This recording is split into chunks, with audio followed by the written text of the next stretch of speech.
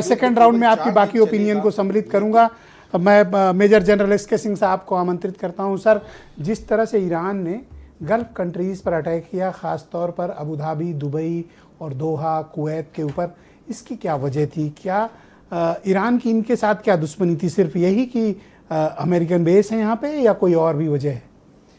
देखिए, जहाँ तक ईरान का हमला जो इन्होंने किया है, 11 बल्कि देश हैं ऐसे जो इस्लामिक कंट्रीज़ हैं जहाँ पर सुन्नी का दबदबा है। इनफैक्ट जितने भी गल्फ़ कंट्रीज़ अगर आप देखें, इन सब में जो है सुन्नी की ही सरकारें हैं, सुन्नी के ही इस्लामिक लोग बसते हैं वहाँ पर।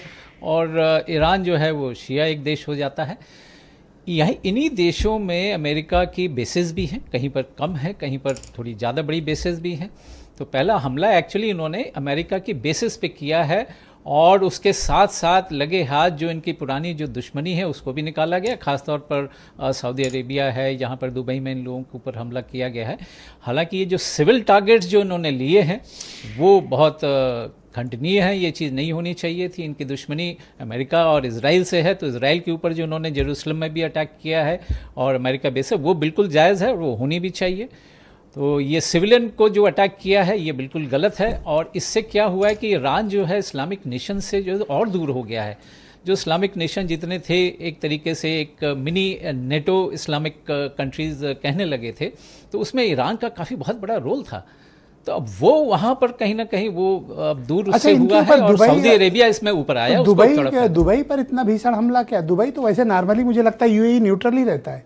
अमेरिकन बेस, हाँ, अमेरिकन बेसेस हैं, लेकिन दुबई के पास नहीं है। लेकिन उस पर भी हमला किया है, तो ये सबको डिस्टर्ब कर दो, ऐसा है क्या? हम तो डूब ही रहे हैं, तुम्हें भी ले डूबेंगे।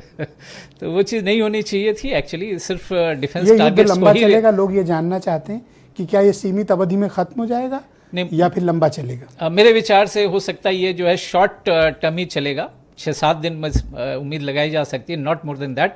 क्योंकि जैसा कि रिजीम चाह रहे थे कि रिजीम यहाँ पे पलटे ही दूसरी कोई रिजीम आए, वो तो खैर मुमकिन नहीं है और नहीं हो पाएगा।